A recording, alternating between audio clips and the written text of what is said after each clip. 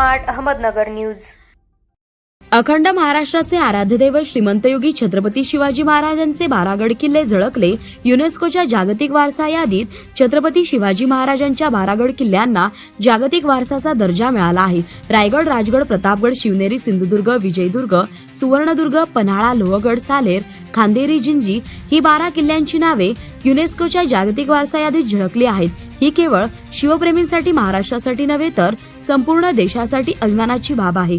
महाराष्ट्राचे मुख्यमंत्री देवेंद्रजी फडणवीस साहेब, राज्य सरकार, संस्कृती मंत्रालयाच्या प्रभावी सादरीकरणामुळे व सातत्याने केलेल्या पाठपुराव्यामुळे हे यश प्राप्त झाले आहे।